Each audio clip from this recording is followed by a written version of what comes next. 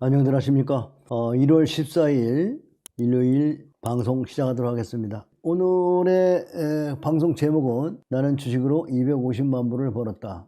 오늘 이 강의 잘 듣고 나면 여러분 주식으로 고수가 될 수 있어요. 이 책을 그리고 꼭 사서 읽어보셔야 돼요. 이 책을 꼭 사서 읽어보고 오늘 강의 들으면 요약을 해줄 텐데 강의를 꼭 듣고 책을 사보시기 바랍니다. 최고의 스승을 만난다는 것은 세상에서 가장 아름다운 길을 알고 그 길을 천천히 걷는 것과 같다. 멘토를 잘 찾아야 되겠죠.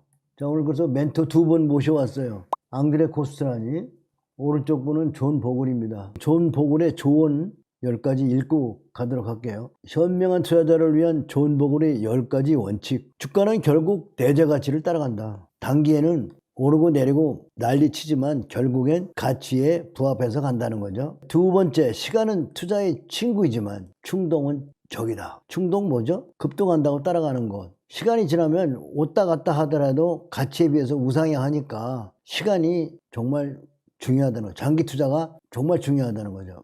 충동은 적이다. 충동적인 단타 그런 거는 적이다는 거죠. 제대로 사고 꼭 붙들어라. 도넛보다 베이글을 선택해라. 권초더미의 바늘을 찾지 마라. 그러니까 이렇게 여러 종목이 있는데 거기서 어떤 특정한 종목 하나 찾지 말고 권초더미 전체를 사버려라. 종목을 많이 사라는 거죠. 밭을 전체 사버리라는 거예요. 모든 비용을 최소해라. 샀다 팔았다 하면 비용이 많이 들잖아요. 그래서 분산 투자로 리스크를 최대한 제거해라. 과거의 실적을 과대평가하지 마라. 우직한 고선도치가 교활한 여우를 이긴다. 우직하고 장기로 쭉 들고 간 사람이 잔재를 부린 사람을 이긴다는 거죠. 그 다음에 좋은 주식을 샀으면 끝까지 버텨라. 폭락은 신이 준 축복이야. 사람들이 꿈을 이루지 못하는 이유는 생각을 바꾸지 않으면서, 투자도 마찬가지죠. 여러분이 고수가 되고 주식으로 부자가 되기 싶으면 생각을 바꿔야 돼요. 그래야 결과도 바꿔진다. 생각을 바꿔야 결과가 바뀌는 거야. 오늘 박스 이론, 나는 주식자로 250만 불을 벌었다. 요약하면 박스 이론이죠. 니콜라스 다비스 저자는 박스 이론의 창시자죠. 박스 이론이란 박스권에 있던 주식이 올라가거나 내려갈 경우 주가의 변화를 감지하여 매매하는 방식. 박스 이론에 보면은 결국 이런 박스를 돌파하면 산다는 거죠. 박스를 돌파하면 매수한다는 거예요. 박스 돌파. 자, 이런 데서 박스를 돌파하면 사는 거예요. 박스 돌파 매수. 박스 돌파 매수. 삼성전자 같은 것도 오랫동안 보면 박스 이론에 의하면 이런 박스를 돌파할 때 매수하는 거죠. 그런데 난점도 있어요. 박스를 돌파할 때 매수해서 눌림목 나오면은 도로함이 타버려. 근데도 잘 보면 그 박스를 돌파할 때 매수한 자리를 깨지는 않아요. 잘 조정해도 거긴 잘 안 깨요. 박스 이론에 부합하는 종목을 찾는 공부를 여러분들이 해야 돼요. 자, 책에 있는 구절 하나 읽고 가자고. 나는 주식자로 250만 불을 벌었다. 주식도 사람처럼 각기 다르게 행동한다. 조용하고 느리며 보수적인 주식이 있는가 하면 어떤 주식은 변화가 심하고 신경질적이며 긴장이 팽배하다. 이러한 주식들 중 몇몇 종목을 예측하기 쉽다. 주식처를 운전에 비하면 아무도 앞차와 거리를 얼마나 유지할 것인지, 언제 감속을 해야 하는지에 대해 판단 방법을 가르쳐 주지 않는다. 그렇죠? 자동차는 운전하면서 감각을 배우는 거잖아요. 주식도 그래요. 매매하면서 배우게 되는 거예요. 세계의 각지를 돌아다니면서 정보를 통해서 월스트리트 주식을 운영하는 동안 나는 내가 주식 투자의 진단가가 될 수 있어도 언제 예언가가 될 수는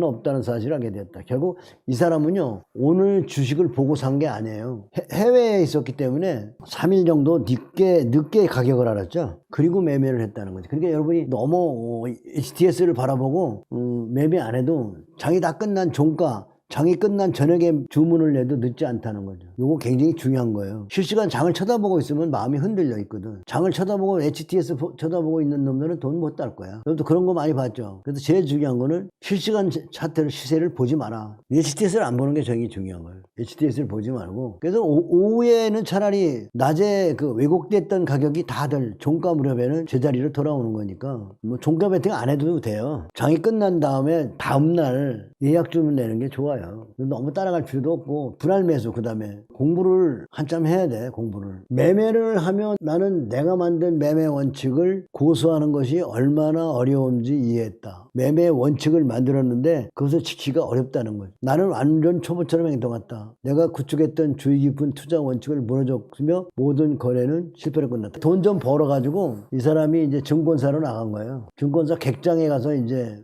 더 가까이 가가지고 매매를 하겠다고 갔는데 가서 봤더니 더 많이 흔들리고 더 많이 바쁘게 뛰어다니다가 돈을 잊어버린 거지. 월가에 가서 장중 매매하니까 최고가로 사고 사자마자 주가가 하락하기 시작했다. 난 두려워했다. 최저가에 팔았다. 내가 팔자마자 주가는 상승하기 시작했다. 욕심을 가지게 된다. 그리고 다시 최고에 산다. 매일 시세포를 보던 것이 원인이었다. 그렇다. 나의 기가 나의 적이다. 결국 여러분 집중력 투자가 왼수가 되는 거예요. 객장에 나가거나 HTS를 치고 있는 사람들 치면 돈을 딸 수가 없어요. 그래서 여러분들도 이 책을 좀 가만히 음미하면서 읽으면서 본인의 매매나 이런 것들을 한번 정보를 얼마나 들었나. 근데 개인 투자가들이 거의 태반에 보면 자기가 연구해서 사는 건 드물고 사람이 남한테 들은 얘기로 사죠. 나의 기가 나의 적이다.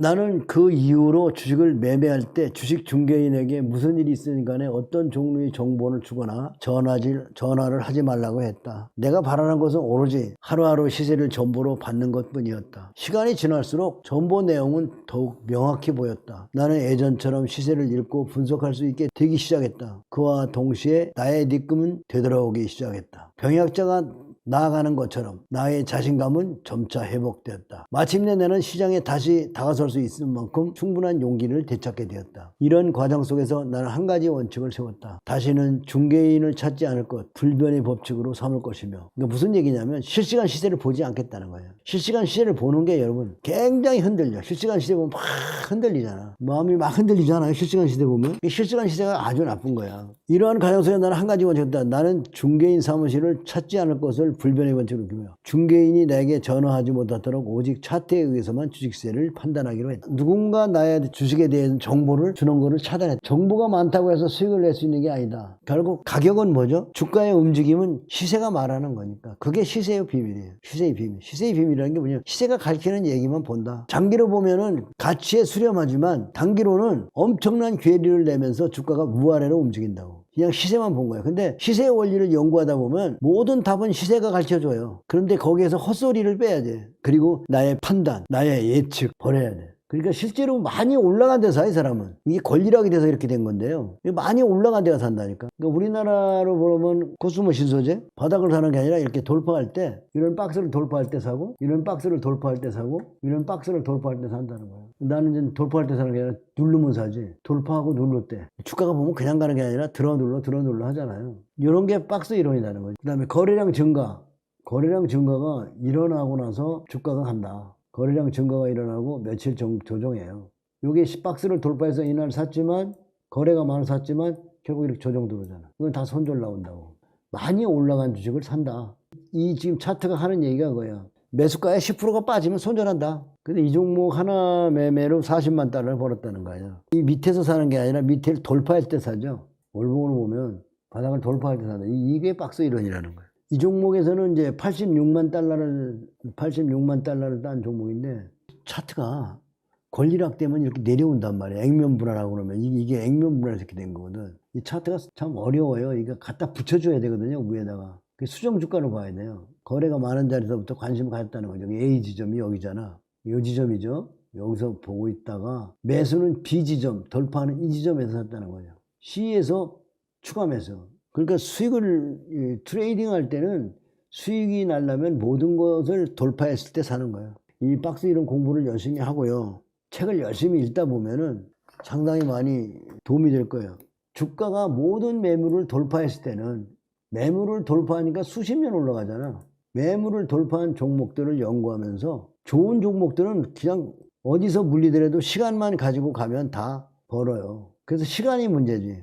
단기에 너무 융잡아서 샀다 그러면 안 된다는 거예요. 뭐 유한양행 같은 거. 박스 이론에 잘 안 맞는 게 뭐냐면 돌파했다 매수했어. 그때 조정 들어오잖아. 돌파했다 매수했어. 그랬더니 여기 오잖아. 좀 가다가 여기 들어가지. 또 어떤 땐 잘 맞아. 기업 분석을 제대로 하고 큰 추세를 봤으면 골짜기에서 사는 것도 좋죠. 들어올 때게. 아까 삼성전자도 마찬가지죠. 나갈 때보다는 들어올 때가 좋지. 들어올 때게. 그 대신 기업 분석이 돼야 될 거 아니에요. 박스 이론이 어려운 이유, 오로지 차트가 들려주는 이야기에만 집중한다. 비관적인 뉴스, 긍정적인 뉴스에 동참하지 않고 신고가 돌파 종목에 매수할 수 있어야 한다. 비싸다는 생각을 버려라. 그리고 우리 그레이트 하루님도 보면은 이런 바닥에서 같이 주니까 바닥에 사가지고 계시다가 박스를 돌파한 이런 데서 추가 매수 계속 한 거죠.